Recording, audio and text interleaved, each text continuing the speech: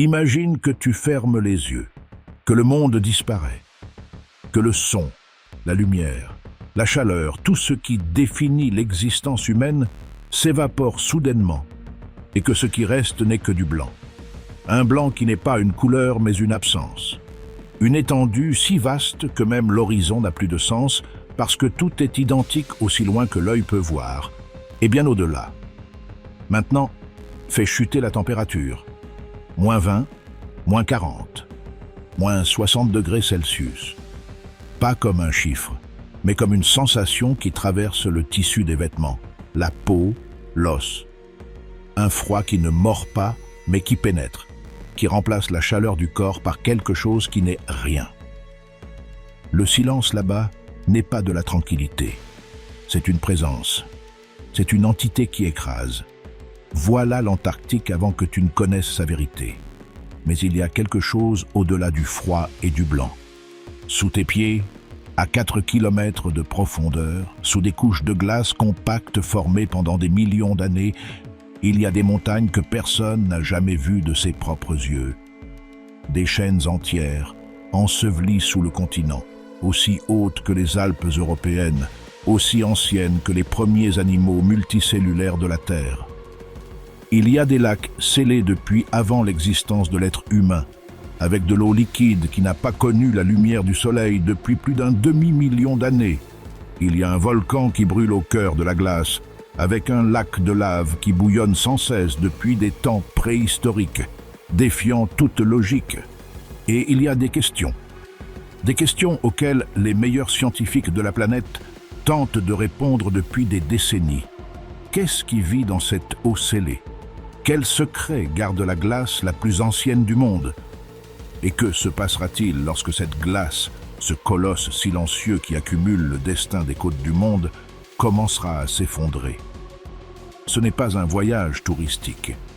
C'est une expédition au cœur caché de la planète. À l'endroit que les scientifiques appellent la dernière frontière de la Terre. Au continent où le passé, le présent et le futur coexistent sous une couche de glace que nous n'avons pas encore appris à lire. Bienvenue en Antarctique, là où le silence garde encore des réponses. Le continent impossible. Pour comprendre ce qui rend l'Antarctique différent de tout autre endroit sur Terre, il faut cesser de le considérer comme une destination géographique et commencer à le voir comme une anomalie. Une erreur de la nature qui, pourtant, définit l'équilibre de la planète entière. L'Antarctique a une superficie d'environ 14 millions de kilomètres carrés. C'est plus grand que l'Europe, plus grand que les États-Unis continentaux. C'est le 5e continent le plus vaste du monde. Et pourtant, personne n'y a jamais vécu de façon permanente. Jamais. Pas une seule implantation humaine permanente dans toute son histoire. Parce que l'Antarctique ne le permet pas. Non pas parce qu'il l'interdit, mais parce qu'il le rend impossible. Le continent reçoit la plus faible quantité de précipitations sur Terre, moins que le Sahara. Techniquement, c'est le plus grand désert du monde, mais au lieu de sable, il est fait de glace. Et cette glace contient 90% de l'eau douce de la planète. Si l'on pouvait faire fondre toute la calotte glaciaire antarctique d'un seul coup, le niveau global des mers s'élèverait d'environ 60 mètres. Les villes côtières du monde entier disparaîtraient sous l'eau. Londres, New York, Buenos Aires, Shanghai, Tokyo, toutes. La température moyenne à l'intérieur du continent tourne autour de -50 degrés Celsius en été. En hiver, dans les zones les plus élevées du plateau, elle peut descendre jusqu'à -80. Le record mondial de la température la plus basse mesurée directement à la surface de la Terre a été enregistré à la station soviétique Vostok le 21 juillet 1983, -89,2 degrés Celsius. Une température à laquelle l'acier devient fragile comme du verre. Une température à laquelle l'air semble se briser. Pour donner une idée de cette échelle, si l'on plaçait toute la chaîne de l'Himalaya, y compris l'Everest, sous la calotte glaciaire antarctique, beaucoup de ces sommets resteraient complètement ensevelis. La glace, à certains endroits, dépasse 4 km d'épaisseur. Mais le froid et la glace ne sont pas les seuls extrêmes de ce continent. Les vents antarctiques sont, en moyenne, les plus rapides de la planète. On les appelle des vents katabatiques, des courants d'air glacés qui se forment sur le plateau intérieur où l'air froid et dense descend des zones élevées vers la côte avec une accélération capable de produire des rafales de plus de 300 km par heure. Ce ne sont pas des vents qui soufflent contre toi, ce sont des vents qui t'emportent. Ce sont des vents qui ont enseveli des expéditions entières sous la neige en quelques heures. En hiver, le continent gagne du territoire. La mer qui l'entoure gèle et l'Antarctique double sa taille effective. La glace de mer peut s'étendre jusqu'à 19 millions de kilomètres carrés, couvrant l'océan austral sur un rayon de centaines de kilomètres depuis la côte. En été, cette glace de mer se réduit à 3 ou 4 millions de kilomètres carrés. Le continent respire. Il se dilate et se contracte au rythme des saisons comme aucun autre endroit sur Terre. Et pourtant, l'Antarctique n'est pas un endroit mort. C'est l'endroit le plus vivant que personne n'ait étudié. Les premiers indices suggérant qu'un grand continent pouvait exister au sud du monde apparaissent dans l'Antiquité. Les philosophes grecs, raisonnant par symétrie, supposaient qu'il devait exister une masse terrestre dans l'hémisphère sud pour contrebalancer le poids des terres du nord. Ils l'appelèrent Antipoda, la terre opposée. Mais pendant des siècles, personne ne put le confirmer. La banquise qui entoure l'Antarctique, cette muraille de glace marine pouvant s'étendre sur des centaines de kilomètres au-delà de la côte, arrêta tous les explorateurs qui tentèrent d'y pénétrer. Le capitaine James Cook fit le tour du continent entre 1772 et 1775 sans jamais le voir directement, longeant le cercle polaire antarctique sans pouvoir franchir la glace. Dans son journal, Cook écrivit qu'il n'avait jamais rien vu d'aussi terrible et d'aussi sublime à la fois, des icebergs de la taille de ville, le ciel vert des aurores australes, le froid qui n'était pas une température mais une présence. Des années plus tard, en 1820, les expéditions du Russe Fabian von Bellingshausen, du Britannique Edward Bransfield et de l'Américain Nathaniel Palmer aperçurent la côte antarctique presque simultanément. Pendant des décennies, on disputa la question de savoir qui avait été le premier. L'Antarctique ne se laissait pas revendiquer facilement. Les premiers hommes à passer une nuit sur le continent antarctique furent les membres de l'expédition belge Belgica en 1898, bien que de manière involontaire. Leur navire resta pris dans la glace durant l'hiver, et l'équipage, sans avoir prévu de passer l'hiver polaire, dut survivre des mois dans l'obscurité totale.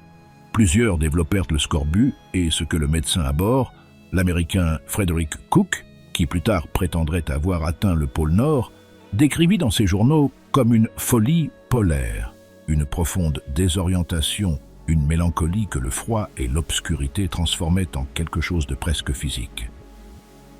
L'Antarctique, découvrirent-ils, n'attaquait pas seulement le corps, il attaquait l'esprit. Puis vint l'âge héroïque, la période allant de 1895 à 1917, lorsque les explorateurs les plus audacieux du monde se lancèrent sur la glace dans des expéditions que nous lisons aujourd'hui comme des épopées de résistance humaine. Robert Falcon Scott, Roald Amundsen, Ernest Shackleton, des noms gravés dans l'histoire polaire parce que le continent les mit à l'épreuve d'une manière qu'aucun autre endroit sur Terre n'aurait pu faire. La course au pôle sud entre Scott et Amundsen est l'une des grandes histoires de l'exploration humaine, et aussi l'une des plus révélatrices sur la manière dont la préparation et l'attitude face à l'inconnu déterminent le résultat. Amundsen atteignit le pôle sud le 14 décembre 1911 avec des traîneaux à chiens, des skis et une expérience arctique. Scott y arriva le 17 janvier 1912, 5 semaines plus tard, utilisant des poneys et la traction humaine. Amundsen revint sans incident. Scott et ses 4 compagnons moururent sur le chemin du retour, pris dans une tempête à seulement 18 kilomètres d'un dépôt de provisions. Leurs corps, ainsi que les journaux de Scott, furent retrouvés 8 mois plus tard. Les journaux furent publiés et firent de Scott un héros national britannique, bien que l'histoire ait débattu pendant des décennies pour savoir s'il fut un héros ou un planificateur défaillant. L'Antarctique rend les deux possibles.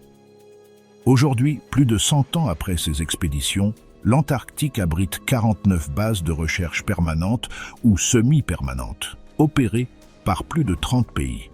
En été, entre 3000 et 5000 scientifiques et personnels de soutien y travaillent. En hiver, ce nombre tombe à un peu plus de 1000. Il n'y a pas de ville. Il n'y a pas de route entre les bases. Il n'existe aucun moyen d'y accéder par voie terrestre depuis un autre continent. La seule façon d'atteindre l'Antarctique est par bateau ou par avion. Et ces deux options dépendent des fenêtres météorologiques que le continent décide souverainement d'ouvrir ou de fermer. Cette souveraineté du climat sur la présence humaine n'a pas changé depuis que Cook écrivit dans son journal que la nature n'avait jamais condamné aucun endroit à une stérilité aussi complète. Ce qui a changé, c'est notre capacité à écouter ce que cet endroit a à dire. Et ce qu'il a à dire, si nous apprenons à l'écouter, pourrait être la chose la plus importante que la planète ait jamais tenté de nous communiquer. L'endurance, le naufrage qui n'a tué personne.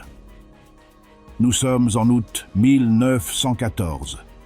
L'Europe entre en guerre.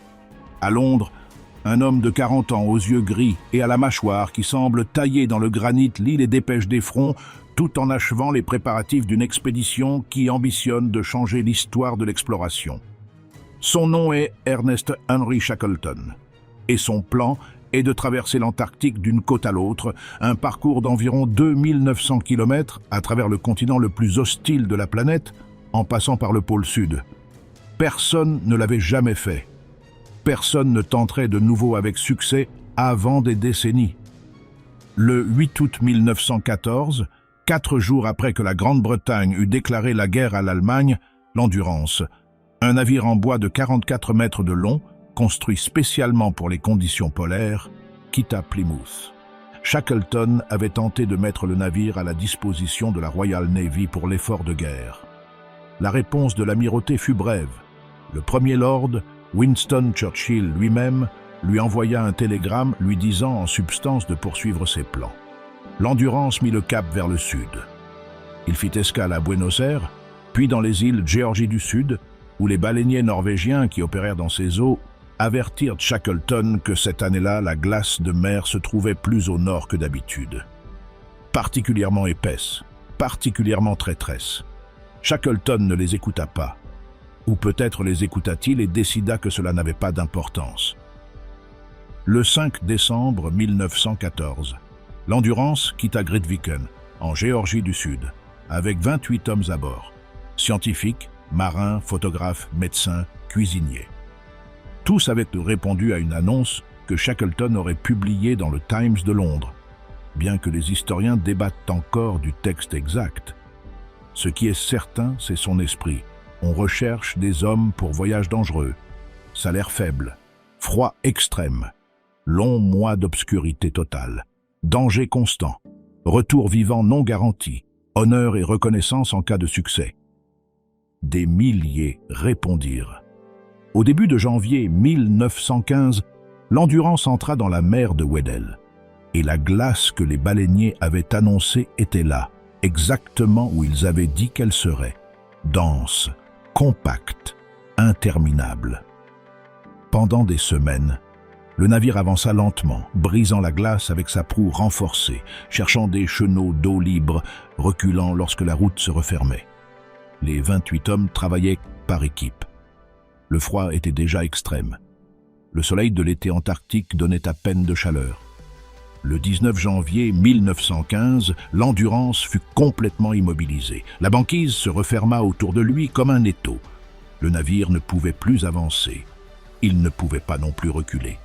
Il était emprisonné dans une prison de glace dérivant lentement vers le nord, s'éloignant de la côte antarctique, emportant le navire et ses 28 hommes dans une direction que personne n'avait choisie. Pendant 10 mois, les hommes vécurent dans le navire prisonnier des glaces. Ils organisèrent des routines. Ils firent du sport sur la banquise. Le photographe australien Frank Hurley captura des images aujourd'hui devenues patrimoine de l'humanité. Le navire illuminé par les aurores australes, les chiens de traîneau jouant sur la glace blanche, les hommes jouant au hockey sur glace avec l'endurance en toile de fond. Il y a quelque chose d'irréel dans ces photographies, quelque chose qui mêle le beau et le terrible. Le 24 octobre 1915, Shackleton donna l'ordre d'abandonner le navire. La pression de la glace déchirait la coque. On entendait des craquements venus des profondeurs du bois, comme si le navire criait. Les hommes déchargèrent tout ce qu'ils purent, canaux de sauvetage, provisions, équipements scientifiques, chiens de traîneau. Shackleton ordonna de sacrifier les chiots, parce qu'il n'y avait pas assez de nourriture pour tous. Le 21 novembre 1915, l'Endurance sombra dans la mer de Weddell. Les 28 hommes le virent disparaître sous la glace depuis la banquise. Le photographe Hurley décrivit cet instant comme le plus silencieux de sa vie. Il n'y eut pas de paroles, seulement le bruit de la glace. Ce qui suivit est considéré par les livres d'exploration polaire comme la plus grande histoire de survie de tous les temps. Shackleton et ses hommes dérivèrent sur la banquise pendant des mois. Lorsque la glace commença à se briser sous la chaleur de l'été austral, ils mirent les 3 canots à l'eau et naviguèrent pendant des jours dans des conditions impossibles, avec des vagues de 15 mètres et des températures négatives, jusqu'à atteindre l'île de l'Éléphant. La première terre ferme qu'ils touchaient depuis 497 jours. Mais l'île de l'Éléphant n'avait rien. Ni nourriture suffisante, ni abri permanent, ni possibilité de secours. Une roche nue au milieu de l'océan austral. Personne ne viendrait les chercher là. Shackleton prit alors la décision la plus audacieuse de toute l'expédition. Il prit 5 hommes, le plus grand canot, le James Caird, à peine 7 mètres de long, et navigua sur 1300 km à travers l'océan le plus tempétueux de la planète, vers la Géorgie du Sud. Le voyage dura 16 jours.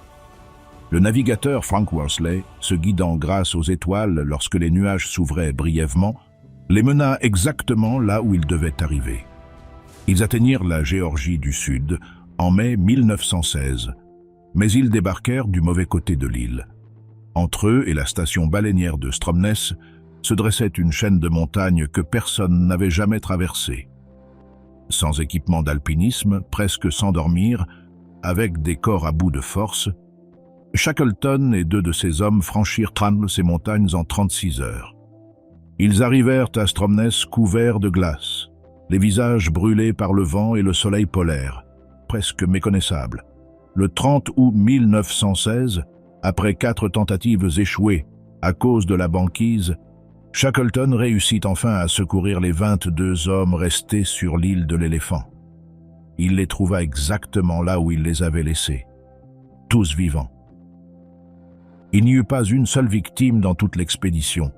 L'expédition de l'Endurance échoua dans son objectif initial. Ils ne traversèrent jamais l'Antarctique, mais elle démontra quelque chose de plus précieux, que la détermination humaine peut survivre à des conditions qui, sur le papier, devraient être mortelles, et que le continent qui les avait piégés, ce continent de glace éternelle et de silence absolu, est capable de briser n'importe quel plan, n'importe quelle technologie, n'importe quelle certitude. L'Antarctique a ses propres règles, et cela fait plus d'1 siècle qu'il nous les enseigne. En 2022, une expédition scientifique retrouva les restes de l'Endurance au fond de la mer de Weddell, à 3008 mètres de profondeur, presque parfaitement conservés par les eaux glaciales. En 107 ans, la glace et le froid avaient préservé le nom du navire sur la poupe, les hublots, les bois de la coque, comme si l'océan Antarctique l'avait gardé, comme s'il attendait que nous revenions le chercher. L'abîme caché. le glacier Denman est le point le plus profond de la terre ferme. Sur une carte, le glacier Denman ressemble à une masse de glace parmi les innombrables autres qui couvrent l'Antarctique orientale. Une tache blanche parmi d'autres taches blanches. Mais si tu pouvais voir ce qui se trouve sous cette glace, si tu pouvais arracher la couche de 4 km de glace compacte qui le recouvre et regarder vers le bas, ce que tu verrais te couperait le souffle. Sous le glacier Denman se trouve le point terrestre le plus profond de la planète qui ne soit pas recouvert par l'océan. Un canyon sous-glaciaire qui descend à plus de 3500 mètres sous le niveau de la mer. Pour imaginer cette profondeur, si l'on prenait le bâtiment le plus haut du monde, le Burj Khalifa de Dubaï, et qu'on l'empilait 4 fois sur lui-même, le résultat atteindrait à peine le bord de cet abîme. Au fond de ce canyon, la Terre conserve quelque chose qu'aucun être humain n'a jamais vu. Pendant des décennies, le glacier Denman ne fut guère plus qu'une tache blanche sur les cartes antarctiques. À peine un nom, à peine une coordonnée. Ce fut la technologie du radar pénétrant la glace, installée sur des avions et des satellites survolant le continent à partir des années 1990, qui commença à révéler sa vérité. Les scientifiques envoyèrent des impulsions d'ondes radio vers le bas, à travers la glace, et écoutèrent les échos qui revenaient du fond. Ce que ces échos dessinèrent était difficile à imaginer. Une vallée cachée aux proportions épiques. Une fracture dans la croûte terrestre que la glace avait remplie et recouverte pendant des millions d'années. Une géométrie subglaciaire qui défie toute tentative de description. La profondeur réelle du canyon Denman fut officiellement publiée en 2019 par l'Université de Californie à Irvine, à partir des données du projet Bed Machine Antarctica, qui rassembla des décennies de mesures radar aériennes pour construire la carte la plus détaillée du socle rocheux antarctique jamais réalisé. Le résultat révéla que ce canyon est le point le plus profond de la surface terrestre sous-glaciaire. À ces profondeurs, la base du glacier est soumise à des conditions de pression et de température que les géologues modélisent encore aujourd'hui. Le canyon descend vers l'intérieur du continent comme une rampe sans fond, et rien ne semble capable de stopper le mouvement du glacier une fois qu'il commence à accélérer. La cuvette sur laquelle repose le glacier possède une forme que les glaciologues appellent rétrograde. Le socle rocheux descend vers l'intérieur du continent au lieu de remonter. Cela crée un cercle de rétroaction dangereux. Plus le glacier recule, plus il expose de glace épaisse à l'océan. Plus de glace exposée signifie plus de fonte. Plus de fonte signifie un écoulement plus rapide vers la mer. Un cycle qui s'auto-amplifie. Les données satellitaires montrent que le glacier Denman accélère. Entre 1972 et 2017, le front du glacier a reculé d'environ 5 km. Cela peut sembler peu, mais dans la géométrie particulière de ce bassin, ce recul pourrait déclencher des dynamiques qui s'intensifieront d'elles-mêmes. Si le glacier Denman s'effondrait entièrement, il libérerait assez de glace pour élever le niveau des océans de plus d'1,5 mètre. Pas immédiatement, mais sur plusieurs siècles. Et pourtant, ce qui rend Denman fascinant n'est pas seulement cette menace. C'est ce qui pourrait se trouver au fond de ce canyon que personne n'a jamais visité. À 3500 mètres, sous le niveau de la mer, sous des kilomètres de glace, les conditions sont uniques. Pression énorme, obscurité totale, chaleur géothermique, un environnement capable de soutenir des réactions chimiques pouvant alimenter la vie microbienne. Les sédiments accumulés au fond du canyon, poussière volcanique, minéraux érodés, restes organiques d'une époque où l'Antarctique possédait encore des forêts, pourraient contenir un archive climatique de dizaines de millions d'années. Mais atteindre cet endroit dépasse les capacités de la technologie actuelle. Forer 4 km de glace dans l'un des lieux les plus isolés de la planète représente un défi logistique immense. Et il existe un autre problème, la contamination. Si une vie microbienne existe dans les profondeurs du canyon, même une communauté de bactéries isolées depuis des millions d'années, Toute mission de forage pourrait la contaminer de manière irréversible. C'est l'un des dilemmes les plus honnêtes de la science moderne. Explorer pour comprendre ou protéger, pour ne pas détruire. Autour du glacier, le paysage est un désert blanc où le silence devient presque physique. Pas d'oiseaux, pas d'animaux, pas de végétation, seulement le craquement occasionnel de la glace. Depuis l'espace, les satellites observent le glacier reculer millimètre par millimètre. Les scientifiques voient ces changements sous forme de chiffres et de graphiques. Mais ces chiffres représentent quelque chose de bien plus ancien et bien plus vaste que n'importe quelle statistique. Le glacier d'Henman nous rappelle que nous vivons sur une planète qui possède sa propre dynamique, que l'échelle du temps géologique rend insignifiante l'échelle du temps humain, et que les choses les plus importantes qui se produisent sur Terre en ce moment se produisent dans des lieux que nous ne pouvons pas voir. Dans l'obscurité totale du canyon le plus profond de la terre ferme, quelque chose attend. Peut-être seulement de la roche, de l'eau et du temps.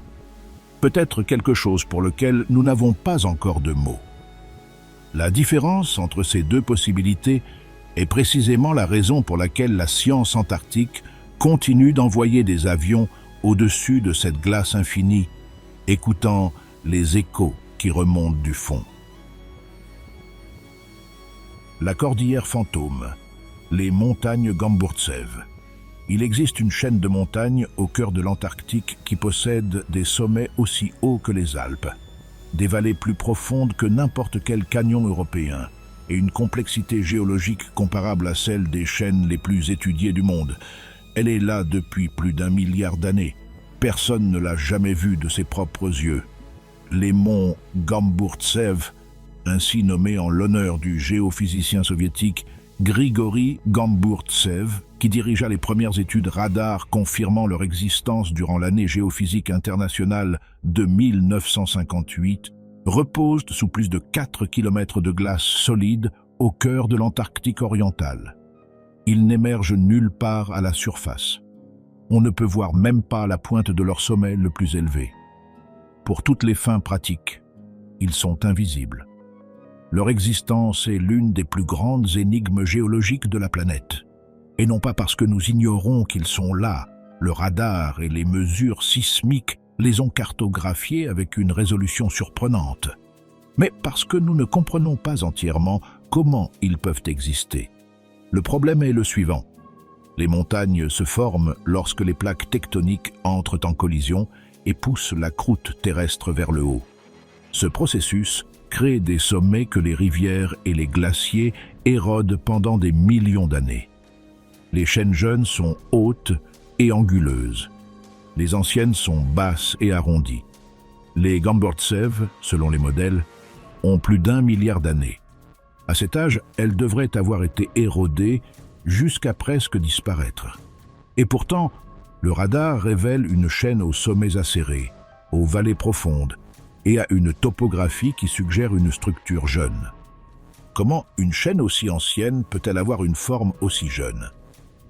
La réponse que les géologues ont construite au fil des décennies est que les Gamburtsev ont été rajeunis. À un moment de leur histoire, il y a peut-être 500 ou 600 millions d'années, une seconde phase d'activité tectonique aurait de nouveau soulevé la croûte dans cette région. Et la glace, cette même glace qui les cache, les aurait ensuite préservés, les protégeant de l'érosion qui aurait réduit toute autre chaîne à néant. Les Gamburtsev sont, d'une certaine manière, un cadeau de la glace. Leur invisibilité est leur protection. Sans la couche de glace qui les recouvre, elles auraient disparu depuis des millions d'années. Mais l'hypothèse la plus fascinante concernant ces montagnes est liée à leur rôle dans l'histoire du continent. On pense que les Gamburtsev furent le point d'origine de la glaciation antarctique. Il y a environ 34 millions d'années, lorsque la planète commença à se refroidir et que les conditions devinrent favorables, la glace aurait commencé à s'accumuler sur les sommets de ces montagnes. Et de là, comme une tache d'encre sur du papier, elle se serait étendue vers l'extérieur, couvrant d'abord les vallées, puis les plaines, puis finalement tout le continent. Si cela est exact, les montagnes que personne n'a jamais vues, ont donné naissance à la plus grande calotte glaciaire du monde. Elles sont le cœur gelé du continent. Ce que ce cœur pourrait cacher est, selon les glaciologues qui l'étudient, incalculable. Les vallées entre les sommets pourraient contenir des sédiments provenant de lacs et de rivières qui existaient là il y a des dizaines de millions d'années, lorsque l'Antarctique possédait encore des forêts, des rivières et des températures comparables à celles de l'Europe actuelle. Les scientifiques appellent ces sédiments l'archive du temps. Des couches de poussière, de minéraux et de matières organiques qui documentent le climat de la Terre avec une précision qu'aucun autre registre ne peut égaler. En 2008, une équipe internationale de scientifiques travaillant dans le cadre du projet AGAP, Antarctica's Gamburtsev Province, survola la région pendant 2 saisons antarctiques, utilisant le radar pénétrant la glace le plus avancé de l'époque. Les images obtenues furent extraordinaires, une topographie subglaciaire complète, avec des rivières de glace s'écoulant dans les vallées, comme des rivières d'eau, des lacs subglaciaires nichés entre les sommets, et des structures géologiques parfaitement reconnaissables. À la surface, la région au-dessus des Gamburtsev est totalement stérile. Une étendue blanche sans relief, sans marque, sans rien qui indique que quelque chose se trouve sous la glace. Les températures descendent sous les 60 degrés négatifs. Le vent ne rencontre aucun obstacle sur des centaines de kilomètres. C'est peut-être l'endroit le plus hostile de la Terre pour la vie humaine. Et pourtant, l'idée que sous cet enfer blanc se trouvent des montagnes jamais foulées, des vallées contenant les traces de climat disparus et des lacs dont l'eau n'a pas touché l'atmosphère depuis des millions d'années, fait de cet endroit l'un des plus extraordinaires de la planète. Un laboratoire naturel scellé, une archive géologique intacte, une question écrite dans la roche et la glace que nous ne savons pas encore lire. Peut-être qu'un jour, la technologie nous permettra de forer sans contaminer, de descendre sans altérer, de voir sans toucher. D'ici là, les Gamburtsev resteront la chaîne de montagnes la plus invisible, la plus inaccessible et peut-être la plus importante de la planète. Les hauts d'Ellsworth, la mémoire fossilisée du continent. Sous l'Antarctique occidentale, où la glace est légèrement moins épaisse que dans l'Est, mais tout aussi impressionnante, se cache une autre chaîne de montagnes ensevelies. Les monts subglaciaires d'Ellsworth, détectés et cartographiés grâce à des décennies de radars aéroportés, révèlent une architecture du sous-sol que les géologues décrivent comme surprenante, même selon les standards antarctiques. Contrairement aux Gamburtsev, dont l'origine est liée à des processus tectoniques très anciens, les Ellsworth ont une histoire plus complexe. Des études publiées par des équipes du British Antarctic Survey et de l'Université de Cambridge indiquent que ces montagnes pourraient avoir été déplacées de leur position originale par la dérive des continents, tournant d'environ 90 degrés au cours de dizaines de millions d'années. Ce sont, en un sens, des montagnes qui se trouvent au mauvais endroit, des montagnes que la Terre a déplacées. L'orientation des Ellsworth, alignée d'une manière qui défie la logique du paysage environnant, a conduit les scientifiques à reconstruire l'histoire géotectonique de l'Antarctique occidental d'une façon qui semblait auparavant impossible. Et cette histoire révèle que le continent que nous voyons aujourd'hui, cette masse de glace apparemment immobile et éternelle, a en réalité été un système profondément dynamique, en constante réorganisation sur des échelles de temps qui dépassent toute intuition humaine. À côté des montagnes Ellsworth, sous plus de 3 km de glace, repose le lac subglaciaire Ellsworth. Une masse d'eau liquide plongée dans l'obscurité totale, isolée de l'atmosphère depuis plus d'un demi-million d'années. La chaleur géothermique qui remonte de la roche empêche l'eau de geler malgré les températures extrêmes en surface. C'est un écosystème scellé, un monde à l'intérieur d'un monde.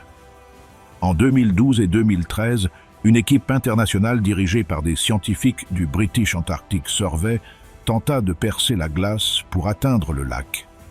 Le projet foreuse à eau chaude, système de stérilisation pour éviter la contamination, capteurs conçus pour survivre dans l'environnement du lac, représentaient des années de préparation et des millions de livres d'investissement.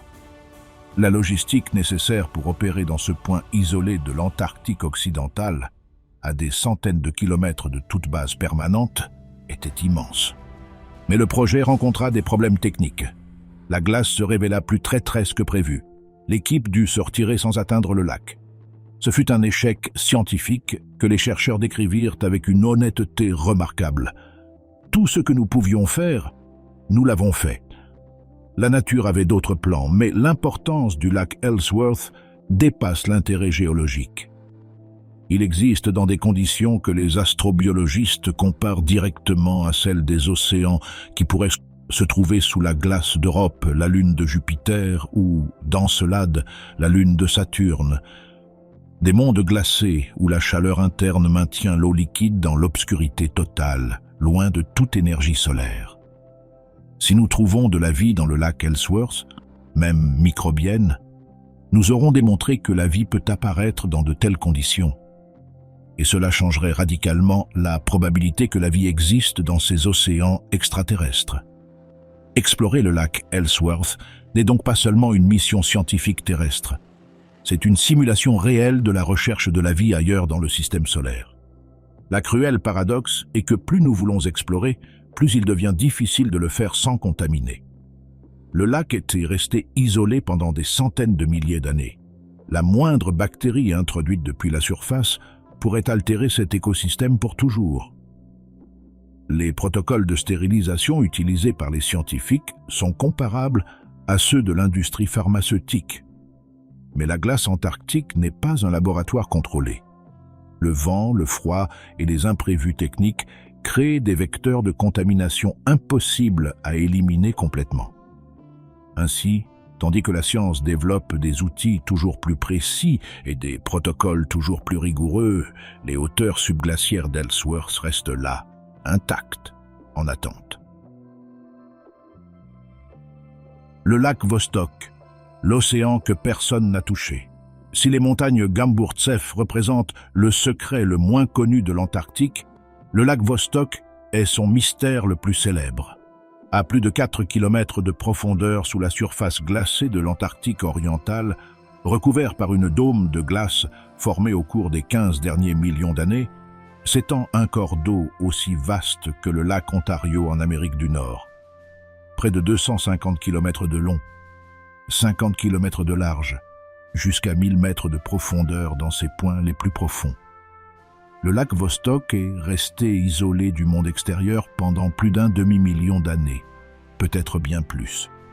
Son existence fut soupçonnée pour la première fois dans les années 1950, lorsque le géophysicien soviétique Andrei Kapitsa, étudiant des données sismiques de la région, remarqua des anomalies inexplicables par la géologie de surface. Des années plus tard, les mesures radar aéroportées confirmèrent les soupçons de Kapitsa. Sous la station Vostok, le point où la température la plus basse du globe fut enregistrée en 1983, se trouvait un lac, pas un petit étang subglaciaire. Un véritable lac intérieur, l'un des plus grands au monde, complètement caché sous la glace. La confirmation définitive arriva dans les années 1990, grâce à la combinaison des données radars satellitaires européennes et des sondages sismiques russes. Le lac Vostok passa d'anomalies curieuses à objectifs scientifiques convoités. Pourquoi fascine-t-il autant? Parce que ces conditions sont uniques sur Terre. L'eau est soumise à une pression énorme, près de 400 atmosphères à son point le plus profond, et reste liquide grâce à la chaleur géothermique provenant du fond rocheux, et également grâce à l'effet antigel induit par cette pression. La température de l'eau est paradoxalement négative, environ moins 3 degrés Celsius, mais elle reste liquide. Une eau dans un état qui n'existe pas à pression normale. L'eau qui alimente le lac ne provient ni de rivières, ni de précipitations. Elle provient de la fonte de la base de la glace qui le recouvre, provoquée par la chaleur géothermique et la pression de la glace supérieure. Une fois dans le lac, l'eau peut circuler pendant des dizaines de milliers d'années avant de se recongeler à la surface et d'être incorporée à la calotte glaciaire. Un cycle fermé, un système hermétique. Il fonctionne ainsi depuis des centaines de milliers d'années sans perturbation extérieure. En février 2012, après plus de 20 ans de préparation et plus d'une décennie de forage, l'équipe scientifique de l'Institut arctique et antarctique de Russie, opérant depuis la station Vostok, parvint à percer le dernier mètre de glace séparant le forage de l'eau du lac. Le moment fut décrit comme l'un des plus intenses de leur carrière scientifique. L'eau du lac, sous pression, remonta dans le trou de forage et se solidifia instantanément au contact du fluide de forage. Des échantillons de cette glace formés au contact furent recueillis. Les analyses montrèrent des signes d'activité microbienne, pas d'organisme complet, pas de cellules intactes, mais des marqueurs moléculaires suggérant la présence de vie. L'ADN détecté différait de tout organisme connu, bien que la possibilité de contamination depuis la surface ne puisse jamais être totalement exclue. La science est ainsi honnête sur ses limites. Ce qui est indiscutable, le lac Vostok est resté isolé assez longtemps pour que l'évolution suive son propre chemin en complète autonomie. S'il y a de la vie, et les indices le suggèrent, celle-ci n'a eu aucun contact avec le reste de la biosphère terrestre depuis des centaines de milliers d'années. Elle pourrait avoir suivi des trajectoires évolutives totalement différentes, développer des stratégies de survie inconnues, être, au sens strict, étrangère à tout ce que nous connaissons. La station Vostok, construite sur la glace recouvrant le lac, est l'un des endroits les plus inhospitaliers où des humains aient vécu. Les températures peuvent descendre sous moins 80 degrés Celsius. L'altitude effective, en raison de l'atmosphère polaire plus rare, équivaut à être sur une montagne de 4000 mètres dans les tropiques. Le vent peut effacer la visibilité en quelques secondes, et sous les pieds des scientifiques, à 4 km de profondeur, un océan caché attend, sans lumière, sans vagues, sans temps, un monde qui pourrait détenir la clé de la vie ailleurs. Le cœur ardent, le mont Erebus. Sur un continent où tout est glace et silence, il existe un lieu où la terre respire le feu. Il s'élève sur l'île de Ross, dans la mer de Ross, au sud du continent. Ses pentes sont couvertes de neige. Son sommet, à plus de 3794 mètres, est souvent enveloppé de nuages de vapeur. Mais au fond de ce cratère, visible du bord si vous osez regarder, bouillonne un lac de lave permanent. L'un des rares véritables lacs de lave persistants dans le monde. Une tache de roche fondue, orange et rouge, qui ne se solidifie jamais, qui ne se repose jamais, brûlant sans interruption depuis des temps préhistoriques. Le mont Erebus. Il fut aperçu pour la première fois le 27 janvier 1841 par l'expédition de l'amiral James Clark Ross, en route vers le pôle magnétique. Ross vit 2 volcans sur la ligne côtière de l'île qui porte aujourd'hui son nom. L'un actif, avec une colonne de fumée et de cendres visibles depuis la mer, et l'autre apparemment éteint. Il les baptisa d'après ces 2 navires, Erebus et Terror. Erebus, dans la mythologie grecque, était le dieu des ténèbres primordiales, l'ombre avant le monde. Terror, simplement, la terreur. L'expédition comptait parmi elles le jeune chirurgien Joseph Dalton Hooker, qui deviendrait l'un des botanistes les plus importants du XIXe siècle et ami proche de Charles Darwin. Hooker décrivit la vision du volcan en feu, au milieu des glaces, comme une des scènes les plus sublimes et surprenantes que j'ai jamais vues. La contradiction esthétique du feu et de la glace, du chaud et du froid partageant un même paysage impossible était aussi déroutante que belle. Plus de 6 décennies plus tard, en 1908, lors de l'expédition Nimrod d'Ernest Shackleton, un groupe de 4 hommes, mené par le géologue australien Edgeworth David, atteignit pour la première fois le sommet de l'Erebus, la première ascension du volcan actif le plus austral de la planète. Le récit de David décrit un parcours exténuant. Neige profonde, vent cinglant, pression du temps, car l'expédition ne pouvait s'arrêter longtemps. Arrivés au bord du cratère, ce qu'ils virent les laissa sans voix. Un abîme de vapeur et de gaz. La lueur de la lave pulsant depuis le fond. L'Érébus n'est pas seulement un volcan actif en un lieu insolite. Pour les géologues et les astrobiologistes, c'est un laboratoire naturel de valeur inestimable. Autour des fissures volcaniques, là où s'échappent des gaz sulfurés à des centaines de degrés, prospèrent des communautés de microbes extrémophiles uniques sur Terre. Ces organismes ne dépendent pas de la lumière solaire. Ils utilisent des métabolismes basés sur l'oxydation de composés de soufre et de fer, tirant de l'énergie de la roche elle-même. Techniquement, ce sont des chimio-autotrophes. Leur importance dépasse la biologie terrestre.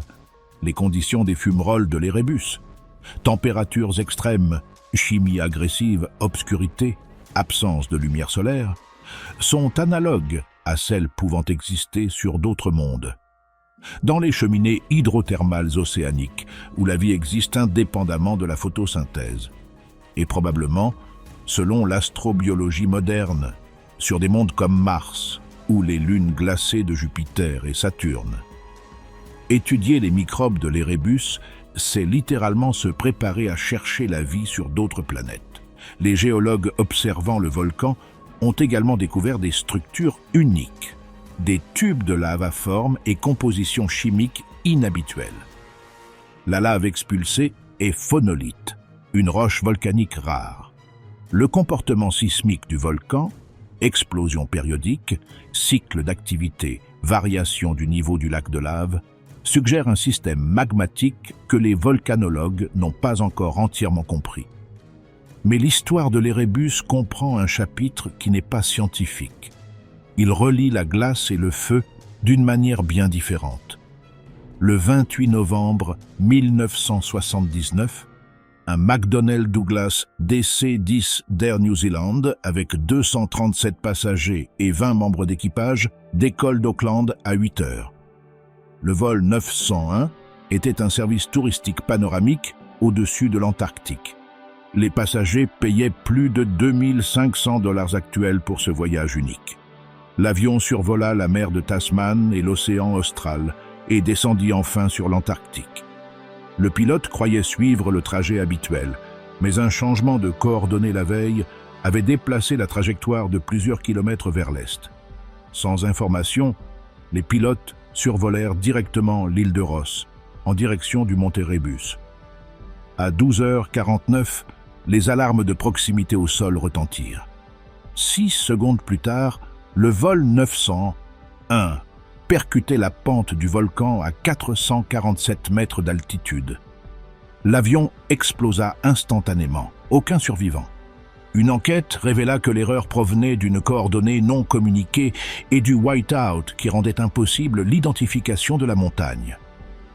En 1987, une croix en acier inoxydable fut érigée près du lieu du crash, aujourd'hui site historique de l'Antarctique. Les débris de l'avion restent visibles dans les pentes glacées. Et le volcan continue de brûler, imperturbable, avec son lac de lave qui monte et descend, expulsant cristaux et gaz sulfurés, un laboratoire naturel pour l'étude de la vie sur d'autres mondes. L'Érébus ne se souvient de rien. L'Érébus brûle, tout simplement. Le glacier Thwaites, le colosse du jugement dernier. Parmi tous les endroits de l'Antarctique observés par les scientifiques, il en est un qui suscite une inquiétude particulière. Ce n'est pas l'inquiétude de l'explorateur face à l'inconnu, c'est l'inquiétude du médecin devant un diagnostic déjà grave. Le glacier Thwaites, connu des glaciologues sous un surnom digne d'un film de science-fiction, le glacier du jugement dernier. Pas parce que son effondrement serait imminent, mais parce que, si cela arrivait, les conséquences seraient irréversibles à l'échelle humaine. Le Thwaites s'étend en Antarctique occidentale, là où le continent est le plus vulnérable, car la glace repose sur des bassins rocheux qui s'enfoncent vers l'intérieur. Sa superficie est comparable à la moitié de la péninsule ibérique. Il se jette dans la mer d'Amundsen, où l'océan frappe ses bases par des courants relativement chauds, pénétrant par des fissures et corrodant ses fondations avec une lenteur mortelle. Ce qui rend le Thwaites particulièrement inquiétant, c'est sa géométrie. Le glacier repose sur un bassin descendant vers l'intérieur du continent. Lorsque la glace recule depuis le front marin, rien ne l'arrête. La pente du fond rocheux assure que, dès que le recul commence, il s'auto-entretient. Chaque mètre de recul expose plus de glace à l'océan. Plus de glace exposée signifie plus de fonte. Plus de fonte signifie plus de recul. C'est le mécanisme que les glaciologues appellent instabilité de la calotte glaciaire marine, un point de bascule dont il n'y a pas de retour possible dans les modèles mathématiques. Si le glacier Thwaites s'effondrait complètement, le niveau mondial des mers pourrait s'élever de plus de 65 cm rien qu'avec sa propre glace. Mais le Thwaites agit aussi comme un barrage, retenant d'autres glaciers derrière lui. Si ce barrage disparaît, les glaciers retenus pourraient s'écouler plus rapidement vers l'océan, ajoutant potentiellement entre 2 et 3 mètres supplémentaires au niveau des mers. En termes concrets, des villes côtières abritant des centaines de millions de personnes seraient submergées ou gravement affectées. Depuis 2018, une collaboration scientifique internationale sans précédent. La mission ITGC, International Thwaites Glacier Collaboration, financée conjointement par la National Science Foundation des États-Unis et le Natural Environment Research Council du Royaume-Uni, déploie chaque saison des équipes humaines et robotiques sur le glacier. Plus de 10 pays contribuent avec scientifiques, technologie et financement. C'est l'un des projets de recherche polaire les plus ambitieux jamais organisés. Les découvertes n'ont rassuré personne.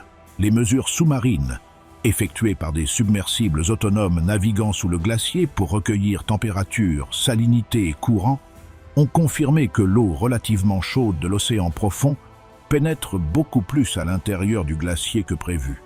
Les cavernes subglaciaires révélées par les données, certaines avec des plafonds de 300 mètres de hauteur, d'énormes bulles de glace fondues sous la base du glacier montrent l'échelle de l'érosion par en dessous.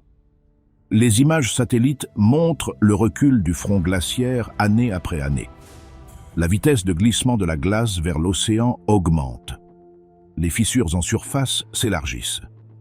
En 2021, les scientifiques ont détecté une fracture dans la glace flottante qui sert de barrière protectrice, la plateforme de glace de Thwaites, avec un motif décrit comme similaire au verre fissuré d'un pare-brise. Si cette plateforme s'effondre dans les prochaines années, le glacier sera directement exposé à l'océan. Ce qui est profondément perturbant, c'est l'échelle de temps que les modèles climatiques suggèrent. Nous ne parlons pas d'un effondrement sur des siècles, mais de décennies. Certaines études publiées dans Nature et Science évoquent un recul significatif du Thwaites dans un avenir proche, observable par beaucoup de personnes vivantes aujourd'hui. Et pourtant, le Thwaites recèle encore des secrets inattendus.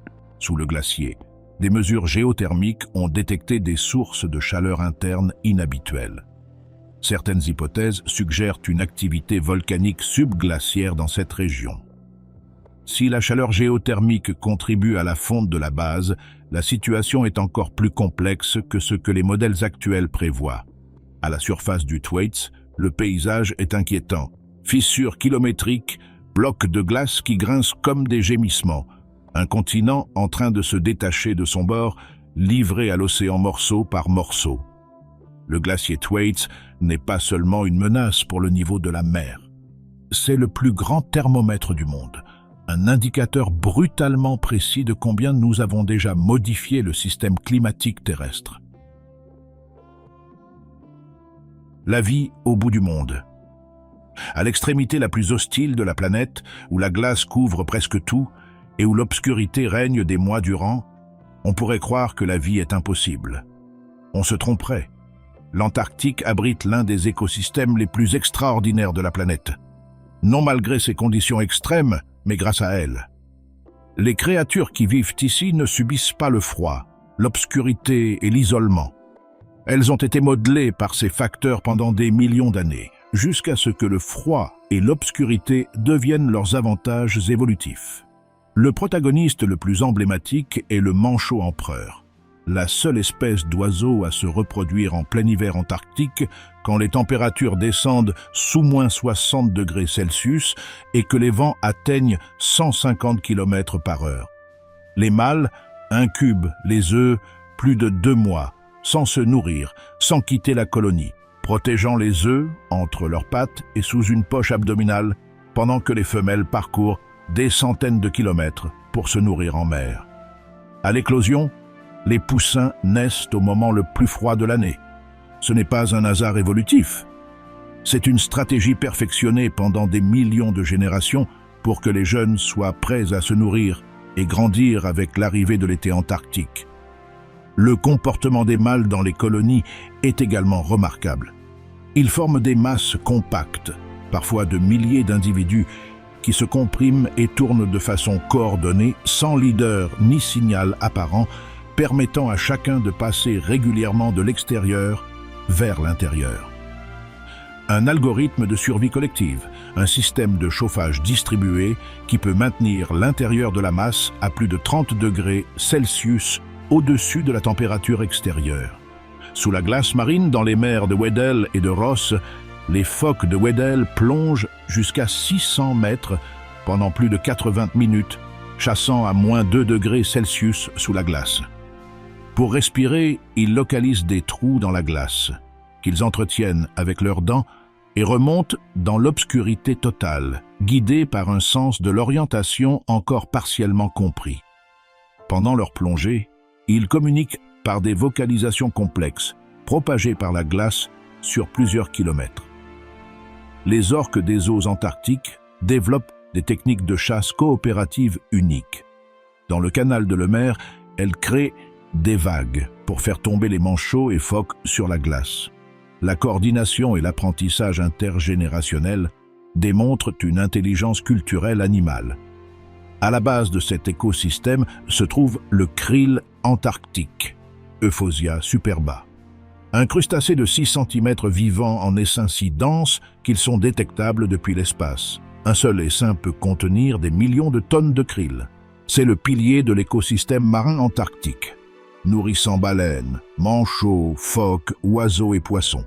Il relie les algues microscopiques sous la glace aux plus grands mammifères du monde. La biomasse totale du krill dépasse celle des humains. Sa disponibilité dépend du glace de mer. Le krill se nourrit des algues sous la glace en hiver. Lorsque la glace diminue, comme c'est le cas dans certaines régions à cause du réchauffement, le krill diminue et tout l'écosystème vacille. Plus profondément, là où la lumière n'atteint jamais, l'Antarctique recèle d'autres merveilles. Des éponges géantes pouvant vivre plus de 10 000 ans. Des étoiles de mer avec des bras de plus de 60 cm. Des vers marins, némersiens, de plus de 2 mètres. Des poissons du genre Nototheniidae, ayant remplacé l'hémoglobine par un système alternatif de transport de l'oxygène. Dans les fissures de la glace marine, des communautés microbiennes vivent sans lumière ni photosynthèse. Elles tirent leur énergie de réactions chimiques entre minéraux et gaz dissous. Des chimiautotrophes, preuve vivante que la vie peut exister sans lumière, sans chaleur solaire, sans les conditions autrefois jugées indispensables. Ces organismes sont peut-être la forme de vie la plus importante d'Antarctique, pas la plus visible, pas la plus charismatique, mais celle qui nous enseigne le plus sur les limites de la biologie. Le traité de l'Antarctique est la dernière frontière.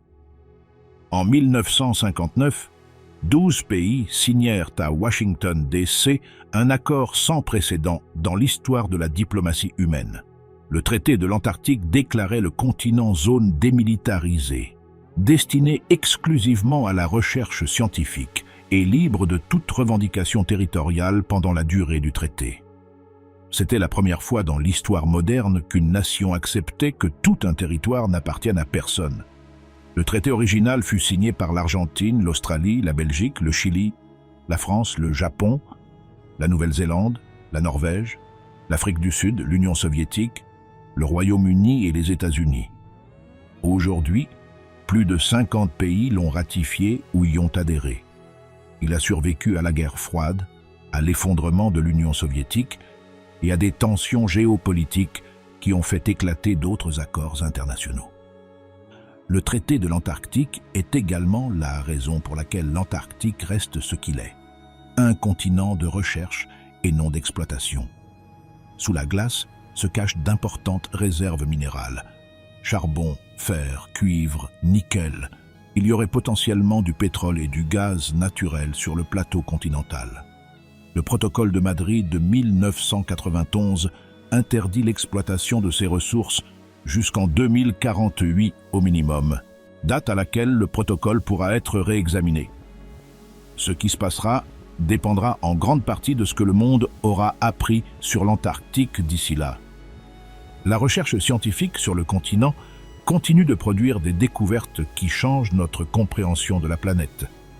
Le carottage de glace le plus long jamais réalisé, le projet EPIC-A, extrait à la station Concordia par une équipe européenne, contient des bulles d'air piégées il y a 800 000 ans. Ces bulles sont des échantillons directs de l'atmosphère terrestre du passé. Leur analyse a permis de confirmer la corrélation entre le CO2 atmosphérique et la température globale, avec une précision inégalée par toute autre archive géologique. Les données du carottage EPIC-A sont l'une des preuves les plus solides du lien entre CO2 et climat dont dispose la science. Les météorites qui tombent en Antarctique et restent préservées dans la glace pendant des millénaires se concentrent dans certaines zones où le mouvement de la glace les accumule à la surface. Les chasseurs de météorites, équipe scientifique parcourant les champs de glace bleue à la recherche des roches noires, ont récupéré des dizaines de milliers de spécimens au cours des dernières décennies, y compris des fragments de Mars et de la Lune. L'Antarctique est le plus grand dépôt de matière extraterrestre sur Terre. Et puis il y a l'ionosphère, l'aurore australe, les phénomènes atmosphériques que l'on ne peut étudier que depuis les pôles. Au pôle sud, des télescopes observent le fond diffus cosmologique, l'écho du Big Bang, avec une clarté impossible ailleurs, grâce à l'atmosphère polaire, la plus sèche et la plus propre de la planète. Le South Pole Telescope a contribué à certaines des découvertes les plus importantes de la cosmologie récente. L'Antarctique n'est pas seulement un continent, c'est un instrument scientifique. Ce que la glace nous dit. La glace antarctique fait une chose avec une précision que aucune technologie humaine ne peut égaler. Elle se souvient.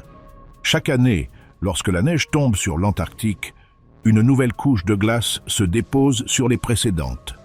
Avec le temps, sous le poids des couches supérieures, elles se compressent et se transforment en glace solide, formant la calotte continentale.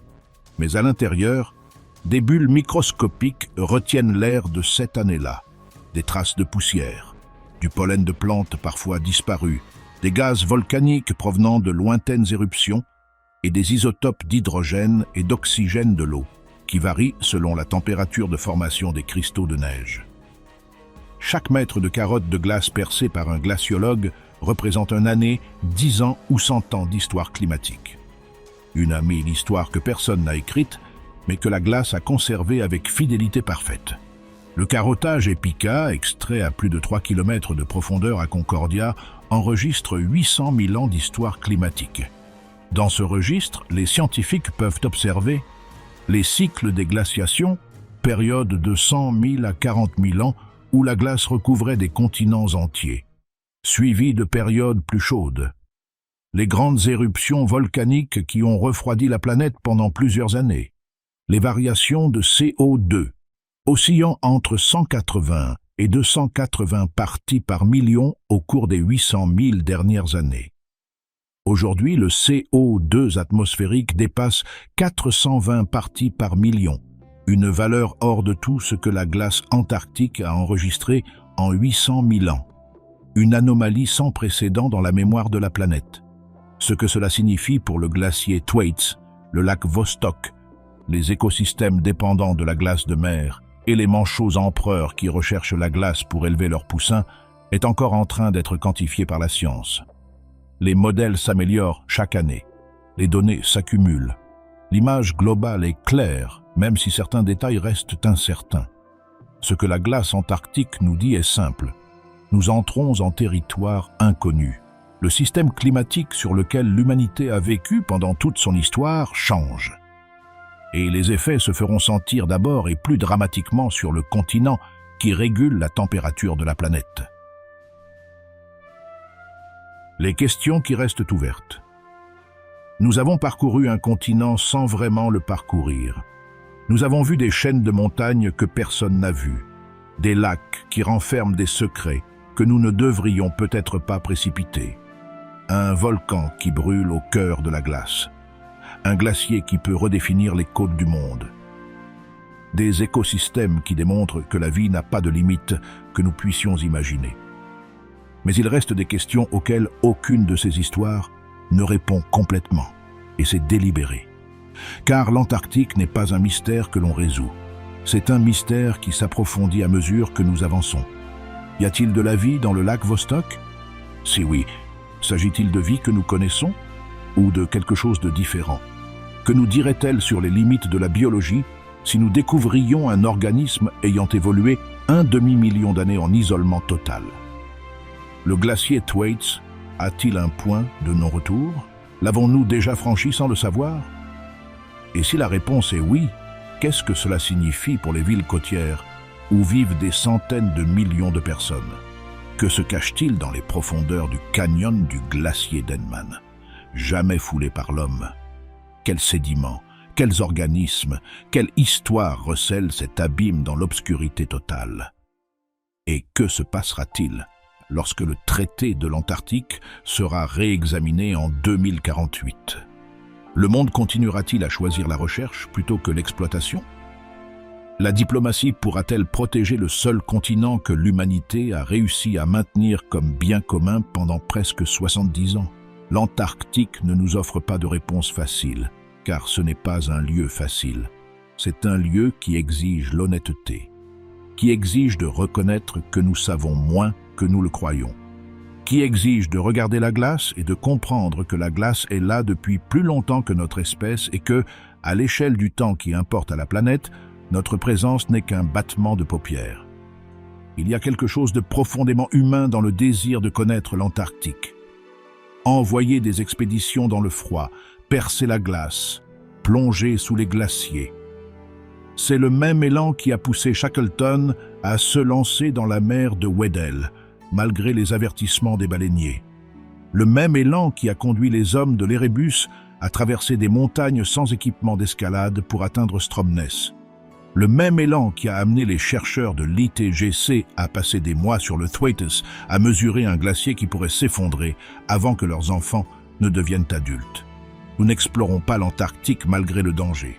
Nous l'explorons parce que le danger fait partie de ce qui rend cette exploration précieuse. Ce qui se cache sous la glace antarctique n'est pas seulement de la roche, de l'eau et du temps.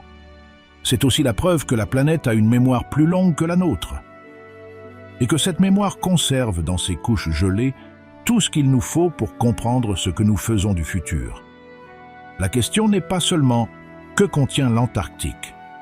La question est « que ferons-nous de ce que nous y trouverons ?» Pensez-vous que l'humanité est prête à écouter ce que la glace a à dire? Chaque avis ouvre une conversation qui vaut la peine d'être menée. Et si ce voyage au continent le plus mystérieux de la Terre vous a laissé avec plus de questions que de réponses, c'est exactement ce qu'il devait faire. La prochaine vidéo va encore plus loin, car l'Antarctique n'a pas fini de nous surprendre.